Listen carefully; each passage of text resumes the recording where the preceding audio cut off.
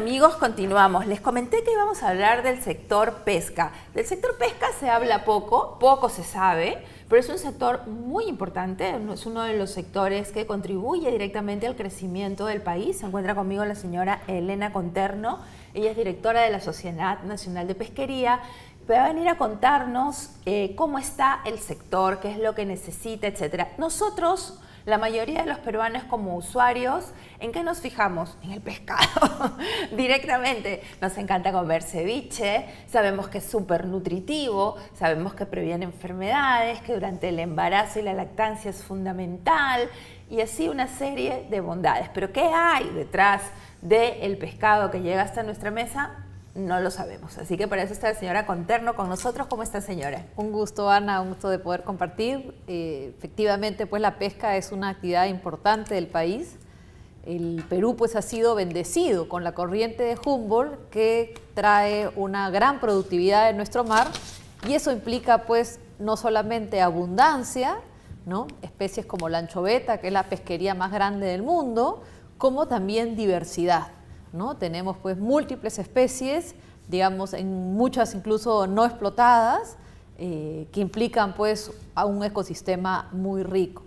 Yendo a lo primero, el tema de relación de los consumidores y el mar, los peces, efectivamente pues hay una gran diversidad que uno encuentra en los mercados. A veces las preferencias de los consumidores van por determinadas especies, ¿no? Entonces, claro, el mar tiene una capacidad de carga. Es como si fuera una maceta que tú pones una planta, dos plantas y van bien, pero más no pueden estar porque se obstaculizarían. Igual es el sentido de las especies, tienes un tamaño, digamos, de biomasas y, digamos, por lo tanto, una capacidad de pesca. Entonces, lo que viene pasando en el país y en realidad en el mundo es que ya del mar no nos puede dar más, ¿no? Hay una estabilidad, digamos, en las capturas, ¿no? Y, digamos, la población crece y el nivel de ingresos crece y cada vez se aprecia más el pescado, y entonces eso significa que hay más demanda, ¿no? Que está haciendo que los precios se hayan incrementado, ¿no? Yo sé que a veces pues hay molestias, ¿no? Digamos, pero es como inevitable, digamos, que esa demanda adicional tenga esta presión. La solución viene por la acuicultura, ¿no? Así como en el caso de los pollos, que cultivamos pollos para que haya más oferta. En el caso de los peces, la posibilidad es criar peces vía acuicultura para, digamos, enfrentar esa demanda creciente, ¿no? ¿Podría explicarle a la gente, o sea, hasta aquí entendemos perfecto, ¿no? El mar tiene una capacidad, de ahí no se puede sacar porque ya es afectar el ecosistema. Así es. Entonces, dejamos el mar tranquilo. ¿Qué es una acuicultura? ¿Es como una granja especial? Exacto, es muy parecido a, digamos, a la agroindustria, es muy parecido a otros cultivos en que tú, digamos, tienes alevines, ¿no? Los pescaditos chiquititos, ¿no? Los ves crecer, los alimentas, ves el agua, evitas que tengan enfermedades, ¿no? Entonces, y una vez que crecen, los cosechas, ¿no? Los cultivas y los llevas a los mercados, ¿no? Entonces, es la forma, digamos, si quieres, con injerencia humana, en que se tienen, digamos, más peces, ¿no? Entonces, la acuicultura ha venido creciendo mucho en el mundo, se ha pasado pues de 5 o 10 millones de toneladas métricas hace 20 años a 90, 100, a nivel de peces 80 actualmente y 100 en total, teniendo en cuenta algas y otros. Entonces, es una actividad de gran crecimiento justamente por esta creciente demanda de proteína, y entonces que lleva, insisto, a la acuicultura. Entonces, es una actividad, digamos, que está creciendo. En el Perú tenemos 3 especies, digamos, a nivel de la acuicultura principales, que son la trucha, ¿no? Que son los langostinos y son las conchas de abanico. Hay otras, digamos, hay tilapia, hay paco, hay otras más pequeñas, pero las 3 principales son esas. Y de hecho es un tema que se discute, ¿no? ¿Cómo potenciamos más la acuicultura en el Perú? ¿Nos alcanza la acuicultura en el Perú? Digamos, como en todo país, digamos, por más pesquero que sea, siempre hay algunos productos que exportas y otros que importas, ¿no? De hecho, pues la trucha, concha de abanico y langostinos no son los más competitivos en precio, ¿no? Pero tenemos también especies, ya sea de acuicultura de otros lados, pero también locales del mar, que pueden ser más consumidas. Y yendo a eso y al tema de la sostenibilidad, ¿no? Claro, nosotros nos enfrentamos Silmar y decimos, bueno, queremos más pescado, ¿no? Ajá. Y ahí nosotros, de hecho, como sociedad, tenemos una campaña que se llama Salvemos al Ceviche, un poco para resaltar, ¿no?, los mensajes de la importancia de todos, cómo podemos actuar para buscar la sostenibilidad. Y ahí como consumidor, digamos, creo que tenemos que ver este concepto de la pesca del día, es decir, no ir a la casera y decirle yo quiero corvina, chita, lenguado, no, ir, bueno, ¿qué te ha dado el mar hoy día? Ah, ¿no? Eso es De, muy importante. Gran consejo, señora Conterno, ¿eh? Claro, porque así también como consumidor puedes colaborar, porque si tú vas con una idea fija, claro, también estás poniendo una presión sobre ese recurso. En cambio, si justamente el mar ha dado algo porque es temporada, porque hay abundancia, pues eso, digamos, ayuda a la sostenibilidad. Lo segundo es que hay determinadas especies que abundan en nuestro mar, en general, entonces tratar de preferir esas especies.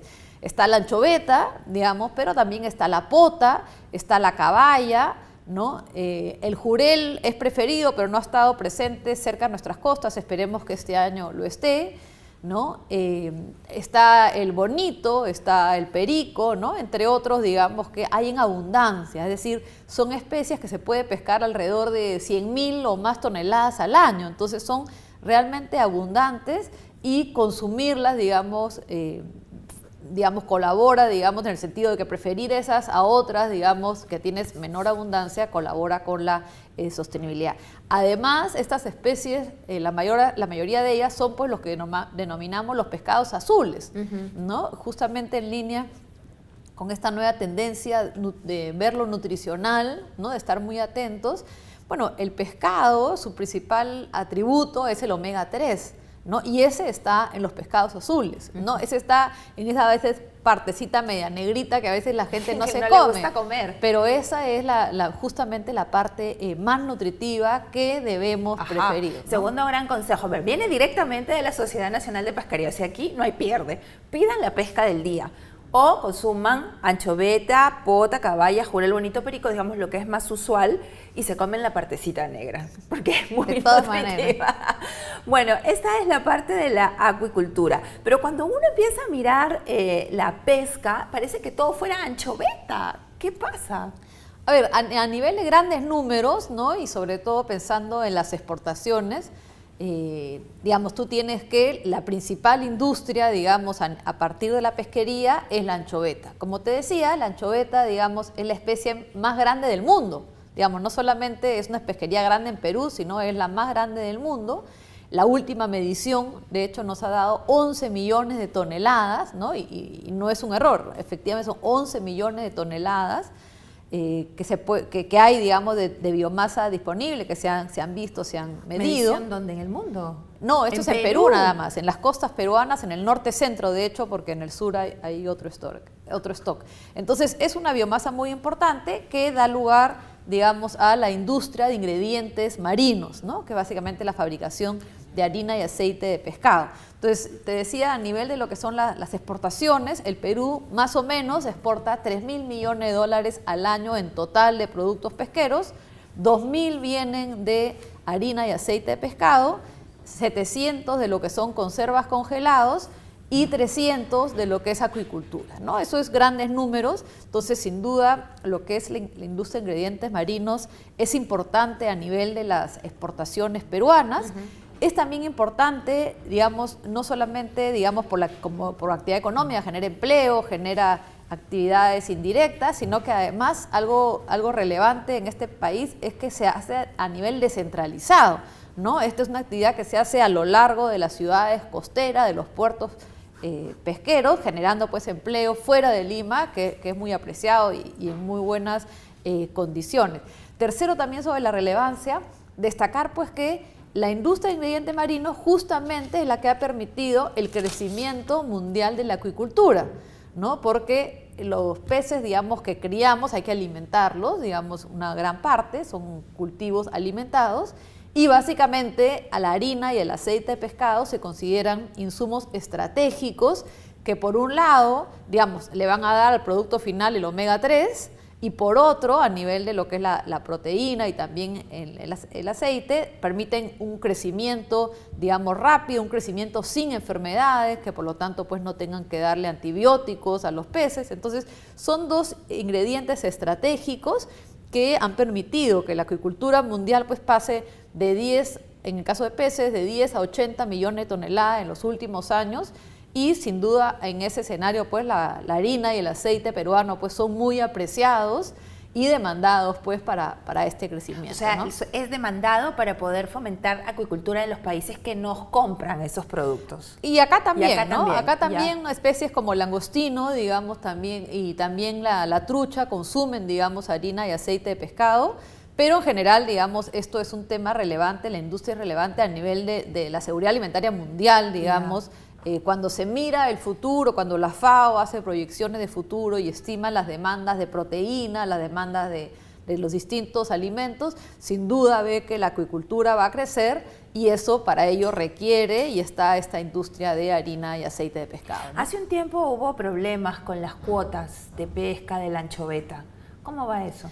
Bueno, creo que la mejor prueba, digamos, de la buena gestión que hace tanto las entidades públicas como la industria es la medición, digamos, de inicios de este año, ¿no? Que nos dio 11 millones de toneladas de anchoveta, que ha sido un nivel 35% por encima del promedio de los últimos 25 años. Pero la gente no entiende, eso significa que sea respetado, o sea, que no sea depredado. Por supuesto, eso lo que significa es que hay abundancia, ¿no? Lamentablemente, a veces, pues, por distintas razones, hay quien, yo les llamo, existen los Nostradamus de la pesca, ¿no? Así. Que cada cierto tiempo salen y dicen depredación, salen y dicen malas prácticas, ¿no? Pero año a año la medición te dice que hay una estabilidad de la biomasa, ¿no? Y, insisto, ¿no? Incluso este año lo que hemos visto es una biomasa muy por encima del promedio, ¿no? Entonces eso más bien confirma, ¿no? de la buena gestión, las buenas prácticas pesqueras. Y eso pues a pesar, digamos, que hemos tenido años muy malos, ¿no? Porque hemos tenido años con niños, años con muchas anomalías, 4 años en rojo a nivel de la industria. Wow. De hecho, este año recién esperamos pues ya retomar los niveles que teníamos antes y poder un poco planchar, digamos, todos los problemas que han habido, digamos, y mejorar el sistema, la calidad financiera, digamos, que se viene manejando, ¿no? Para enfrentar los años difíciles. Pero volviendo, ¿no? Está, digamos, lo principal es la biomasa, que te dice que ha habido estabilidad y este nivel elevado. Segundo, el reconocimiento de los expertos a nivel mundial. Tienes, por ejemplo, la FAO, que le hizo una auditoría al IMARPE en 2014 y que lo que hace principalmente es destacar, alabar la buena gestión, digamos, que hace. Está el Banco Mundial, que pone el sistema de gestión de la anchoveta con cuotas individuales como un ejemplo a nivel mundial. Hay hasta un video y que difunde, digamos, como un buen sistema. Está la OECD con CEPAL, que hicieron una evaluación ambiental también hace un par de años y en su informe destacan la buena regulación y control a nivel de la pesquería industrial. Entonces, en general, digamos, la realidad, las cifras crudas y duras te dicen que hay un buen manejo, ¿no? Los organismos especializados a nivel mundial también te lo dicen y bueno, también pues la industria y también las autoridades destacan, digamos, todos los procedimientos y medidas que se toman para ello, digamos. Y ya no hay, en un tiempo también hubo el problema de los pescadores que no estaban asociados, que no estaban en empresas, que salían a pescar la anchoveta. Creo que por ahí también había un problema. Sí, hoy en día, digamos, a nivel de lo que es la pesca industrial, ¿no? Hay bastante control, ¿no? Y justamente, por ejemplo, estos informes, ¿no? El que te comentaba de la OECD, CEPAL, analiza ese aspecto del control y concluye, pues, ¿no? Que en general esta parte está bien regulada. Todavía existen a nivel de flotas artesanal y menor escala ciertos problemas, ¿no? Cada semana hay una noticia, digamos, o quincenalmente, de pescado secado en pampa o de embarcaciones, digamos, con anchoveta que no tenían permiso. Entonces, saludamos los esfuerzos que se vienen haciendo, consideramos que hay que redoblarlos, digamos, para tener realmente, garantizar el buen manejo, la sostenibilidad de esta pesquería, ¿no? De hecho, nosotros como sociedad tenemos un programa, ¿no? Para mejoramiento de la pesquería, ¿no? Para llegar al estado de certificable, ¿no? Que es algo que es, digamos, apreciado en el mundo. Y uno de los aspectos a abordar es este del adecuado control de la flota artesanal y menor escala. Si queremos que nuestra pesquería anchoveta sea certificable, tenemos que abordar, digamos, férreamente este aspecto del adecuado control y trazabilidad para, digamos, dar el mensaje al mundo, digamos, de que realmente todos los aspectos están debidamente abordados. Ahora, ¿los derechos de pesca de la anchoveta pagan algún impuesto? Sí, pagamos, hacemos pagos importantes, ¿no? No solamente es lo que es derecho de pesca, sino además hay todo un programa de control y vigilancia, hay también, digamos, un aporte extraordinario para jubilados que quedaron al desamparo, ¿no? Y ahí precisar, ¿no? No se trata de la seguridad social de los trabajadores activos, digamos, ni de los pasivos, eso se pagó en su momento, pero la caja del pescador quebró y básicamente, a diferencia de otros sectores que cuando quebró, cobraron las cajas, el Estado asume, en este caso se pasó, digamos, la factura a la industria, ¿no? La industria siempre ha estado del lado de esta población, tratando de buscar salidas, ¿no? Y entonces, frente a la quiebra de la caja, se crea un régimen especial, digamos, para dar una subvención económica que se financia también con un pago. Entonces, volviendo al tema de los pagos, son diversos pagos. En total son entre 12 y 15 dólares por tonelada métrica de anchoveta, ¿no? Es un pago importante, estamos hablando de aproximadamente 200 dólares el precio de la anchoveta, entonces es un porcentaje importante los pagos que se realizan. De hecho, es un tema que cada cierto tiempo se discute y como nosotros hemos dicho, nosotros apreciaríamos que se haga una discusión técnica porque eso nos permitiría decirle claramente a la sociedad peruana todo lo que se paga por el acceso a este recurso y de hecho nosotros en aras de, digamos, de informar adecuadamente, contratamos a la firma auditora Ernst & Young para que haga un análisis, digamos, sobre el gravamen, digamos, la carga de todos estos pagos. Y el análisis concluye que todos los distintos cargos, digamos, por tonelada métrica, más el impuesto a la renta, más la participación de utilidad de los trabajadores, al final son más de 50% de la utilidad operativa. Entonces, es una cifra bastante importante, ¿no? E incluso señalan que es mayor, que si tuviéramos la estructura tributaria de minería sería menor, es decir, pues que pagamos más y ya sabemos que la minería paga bastante, incluso comparado con sus pares regionales. Entonces, es una industria bastante gravada. Nosotros vemos con interés que se haga un análisis técnico y creemos que más bien hay que revisarlo, digamos, porque en estos años tan malos, digamos, eso más bien ha hecho que las pérdidas sean aún mayores, digamos, dificultando la viabilidad, digamos. Claro, me está comentando que los 4 años anteriores han sido en rojo. Efectivamente. Con, ¿no?, esta alta carga tributaria, más complicado todavía. Así es, efectivamente, ¿no? Entonces creemos que es bueno que se analice, digamos, y en particular, porque cuando hay años rojos, digamos, no se elevan, como paradójicamente, cuando hay años más difíciles, suben las cargas, ¿no?, que cuando son años buenos, ¿no? Entonces creo que claro, eso hay que revisar. ¿Pero han conversado con el ministro? Bueno, es algo que se está discutiendo, ¿no? Justo actualmente, ¿no? Y bueno, vemos con interés, ¿no? Como te decía, nosotros ya hemos hecho este estudio, tenemos además un boletín también para difusión sobre todos los pagos, está disponible en nuestra página web y lo hemos venido difundiendo. También tenemos un video que explica los pagos y tenemos otros estudios que vamos a ir difundiendo, ¿no? Un tema para nosotros clave es eso, que se sepa realmente todo el aporte, no solamente económico, no solamente para la seguridad alimentaria mundial, sino también que se hace al Estado por el acceso a los recursos. Es que como le comentaba al comienzo, la pesca pues no es un sector del que se hable mucho, lamentablemente, ¿no? O sea, en minería tenemos muy claro, muchas más personas, claro, y pagan unos impuestos. En la pesca la gente cree que los barcos entran y se llevan todo y no es así. Es el uso de un recurso natural. Y efectivamente. Tiene igualmente que pagar. Y igualmente mueve una industria cuyas empresas están gravadas con estos impuestos. ¿Qué pasa con la pota?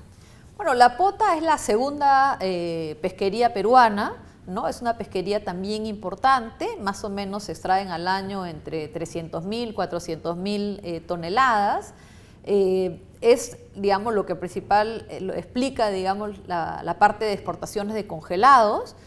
Es una industria principalmente, está en Paita y también algunos otros puertos, pero principalmente en esa zona. Y bueno, es una industria que la pesquería la desarrollan embarcaciones artesanales. Ahí creo que el gran reto, digamos, así como tenemos en lo que es la pesquería de anchoveta, cuotas individuales, ¿no? Porque lo que hace las cuotas individuales es que tú tienes los peces en general, los pescados, son, digamos, tienen el problema de la tragedia de los comunes, es decir, bien de todos, bien de nadie.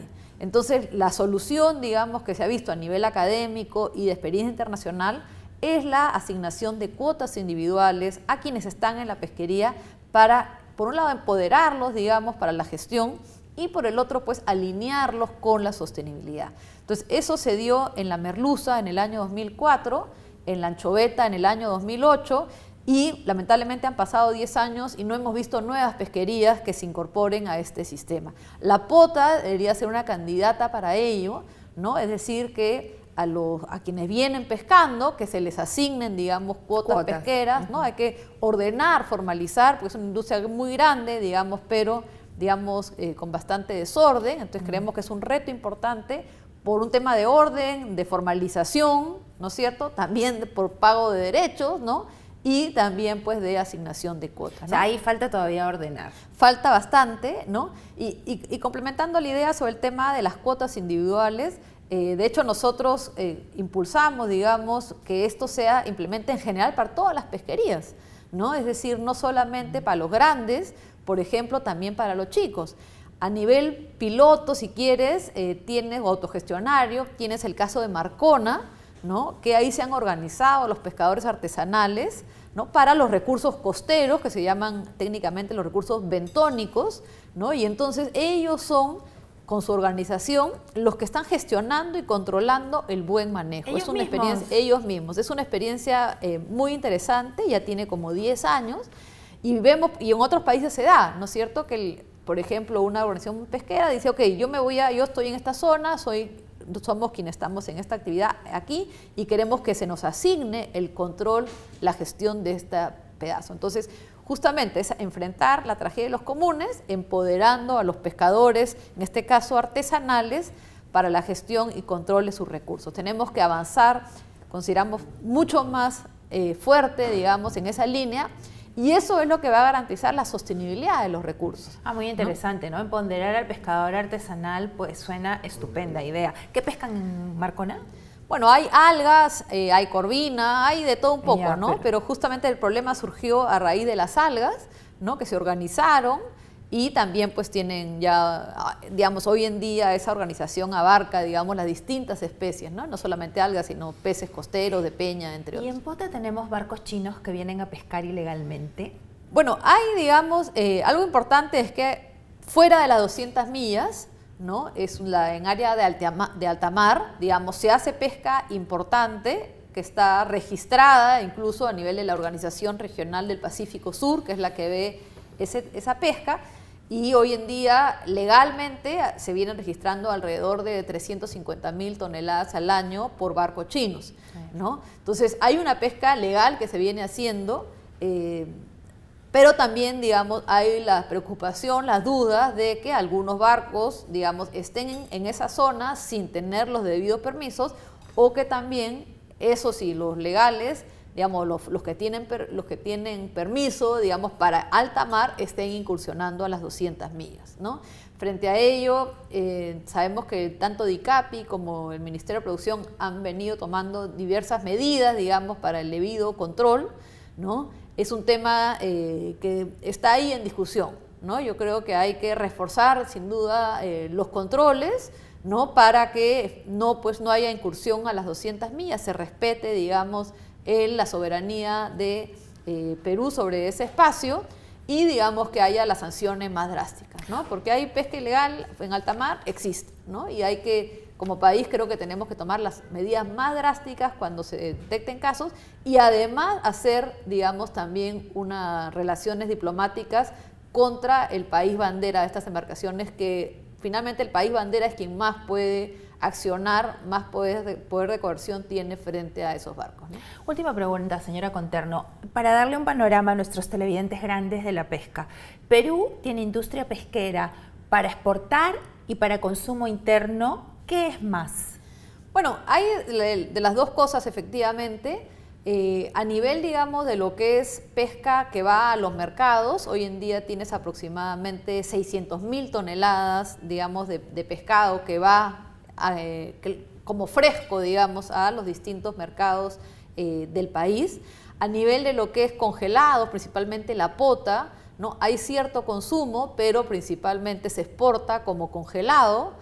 Y a nivel, digamos, de lo que es anchoveta, ¿no? Hay cierta cantidad a nivel de lo que es conserva, pero principalmente es harina y aceite de pescado, que parte se queda, pero principalmente se exporta al mundo. Entonces, esta es una actividad, por eso te decía, cuyo valor, uno, es que soporta la acuicultura mundial, segundo, que soporta la actividad económica de las ciudades costeras con muchos encadenamientos, ¿no? De hecho, hay pesca, empieza la venta de cemento, ¿no? Digamos, hay mucha interrelación con el dinamismo económico, ¿no? Y bueno, eso hace pues que haya un impacto en las ciudades y en la economía de los hogares. ¿Y cuál es el zona, ¿no? objetivo principal en este momento de la pesquería? Bueno, en primer lugar, el tema de sostenibilidad. No siempre en los recursos renovables la sostenibilidad debe ser, digamos, la primera preocupación de todos, y para ello, como te decía, ir hacia el empoderamiento de todos los pescadores vía asignación de derechos resulta fundamental. Segundo, el tema de la innovación, ¿no? Nosotros, digamos, a nivel de lo que es ingredientes marinos, estamos en una agenda de innovación tecnológica, ¿no? Que está difundida, está publicada en nuestra página web, que identifica 4 proyectos, 2 de los cuales están en ejecución, porque vemos que hoy en día nuestros ingredientes son utilizados para dietas acuícolas, pero nuestra visión es que de acá a 5 o 10 años esos ingredientes van a servir para enriquecer alimentos para las personas. Es decir, que te estés comiendo un tallarín saltado, ya ese tallarín, ¿no? O un tallarín con verduras, y ese tallarín ya tenga proteína, que no sea perceptible para ti, pero ya tenga, digamos, haya sido enriquecido con la proteína. Entonces creemos que esa es una forma, digamos, interesante de utilizar estos nutrientes, ¿no? Insisto, hoy en día van, digamos, a dietas acuícolas, y entonces lo que consumen las personas es los peces cultivados, ¿no? Vemos que vía alimentos nutracéuticos, ¿no? Podemos llegar también más directamente, entonces es algo que se viene trabajando. Y tercero, yo te diría también, si bien está vinculado a innovación, pero es, digamos, una inversión más fuerte a nivel sobre todo de todo lo que es la flota artesanal en lo que es refrigeración, ¿no? Básico, ¿no? La calidad del pescado, el pescado lo sacas del mar y empieza a oxidarse. Entonces, la refrigeración, el uso del hielo son fundamentales. Y las cadenas, digamos, para la me van a calidad. matar por el tiempo, pero el tema es súper interesante, las cadenas de frío. Sin duda, ¿no? El tema de garantizar las cadenas de frío, digamos, garantiza la inocuidad de los productos. Por eso yo siempre digo, el pescado más fresco es el congelado. Es que porque ni bien se pesca, se enfría, se congela, digamos, y no se oxida. Hay países que tienen los barcos en alta mar, pescan y ahí congelan. Entonces lo que llega directo ya está congelado. O sea, lo que yo saco de la nevera, del frigider, del supermercado, está congelado en alta mar. O sea, como usted dice, más fresco no puede llegar. Efectivamente, ¿no? Hay todas esas tecnologías, ¿no? Por eso lo clave es, digamos, que todo barco salga con un sistema de refrigeración, se pesca el pescado y evitar que se oxide, claro, ¿no? Y garantizar esa cadena de frío, que significa pues que cuando llega a nuestros hogares pues llegue en óptimas condiciones, ¿no? Bueno, señora Conterno, la voy a invitar de nuevo porque se quedan un montón de temas, pero muchísimas gracias por habernos dado este panorama tan interesante. Un gusto, Ana. Muy bien, vamos a una pausa y al volver, ayer hubo huelga de profesores. Fue un fracaso desde el punto de vista del ministro y de los medios de comunicación. Está con nosotros Alfredo Vázquez, secretario general del SUTEP, para poder comentar lo que aquí sucede. Vamos a la pausa y regresamos porque además tenemos un interesante informe al respecto.